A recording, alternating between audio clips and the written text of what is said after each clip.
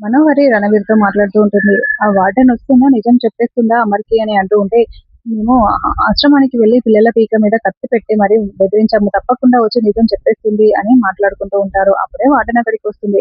మరోవైపు బుజ్జమ్మ కూడా ఇంట్లో నుండి బయటికి వస్తూ ఉంటే పూల వర్షం చల్లుతూ ఉంటారు. ఇంకా అందరూ బుజ్జమ్మని చూసి క్లాప్స్ కొడుతూ ఉంటారు. బుజ్జమ్మ టేబుల్ దగ్గరికొచ్చి కేక్ కట్ చేస్తూ ఉంటుంది. "ఒక్క నిమిషం అమర్, నిన్ను కలవడానికి ఒక గెస్ట్ వచ్చారు" అని మనోహరి అంటూ ఉంటే, "అవునా? ఎవరు?" అని అమర్ అంటూ ఉంటాడు. అప్పుడే సరస్వతి మేడం అని పిలవడంతో, సరస్వతి వార్డెన్ వచ్చారు. ఆశ్రమం వార్డెన్ అని చెప్పడంతో, అవునా! నమస్కారం అండి. మిమ్మల్ని నాకు గుర్తు రావట్లేదు. మిమ్మల్ని చూసినట్టుగానే ఉంది అని అమర్ చెప్తూ ఉంటాడు. ఇంకా చెప్పు అని అంటూ ఉంటే, ఆహ్, మీతో ఒక విషయం మాట్లాడాలని సరస్వతి వార్డెన్ అనుకుంటున్నారు అని మనోహరి చెప్తుంది. చెప్పండి మేడం అని అమర్ అంటూ ఉంటాడు. "ఒక్క నిమిషం మేడం, కేక్ కట్ చేసిన తర్వాత మాట్లాడుకుందామా?" అని అమర్ అంటూ ఉంటే, లేదు అమర్, తను వెళ్ళిపోవాలంట అని మనోహరి అంటుంది.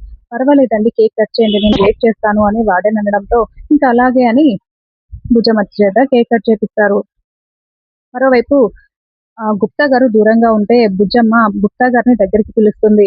"ఏంటి నారద, నేను కనిపిస్తున్నానా? మనం పాపకి కనిపిస్తున్నామా?" అని గుప్తా గారు అడుగుతూ ఉంటే, "నేను కాదు, నువ్వు మాత్రమే కనిపిస్తున్నావు" అని నారదుడు చెప్తాడు. ఇంకలా గుప్తా గారు కూడా బుజ్జమ్మ దగ్గరికి వస్తాడు.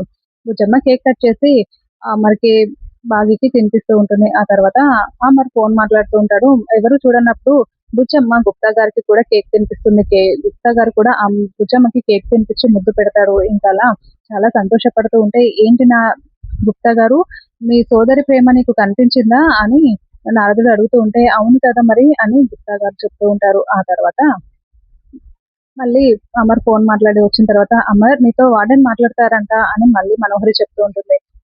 "చెప్పండి మేడం" అని అమర్ అడుగుతూ ఉంటే, "అది బాగి, బుజ్జమ్మ" అని ఆహ్, వార్డెన్ అడుగుతూ ఉంటుంది. "ఏంటో చెప్పండి మేడం" అని అమర్ అంటూ ఉంటే, అప్పుడే పిల్లలందరూ అక్కడికొస్తారు. పిల్లలందరిని చూసిన మనోహరి చాలా షాకింగ్‌గా చూస్తూ ఉంటుంది. "ఏంటో ఇందాకటి నుండి చెప్తున్నారు, చెప్పట్లేదేంటి మేడం? ఏంటి విషయం?" అని అమర్ మళ్ళీ అడుగుతూ ఉంటే, "అదే ఆశ్రమం పిల్లలొస్తున్నారు అని చెప్దామని అనుకున్నాను. అదే వాళ్ళొచ్చేసారు ఈలోపే" అని వార్డెన్ చెప్తుంది. ఇంకా అందరూ చాలా సంతోషపడుతూ ఉంటారు. మనోహరి చాలా టెన్షన్ పడుతూ ఉంటుంది. ఇక బుజ్జమ్మకి అందరూ విషెస్ చెప్తూ ఉంటారు పిల్లలందరూ. ఇంకలా కేక్ తింటూ ఉంటారు.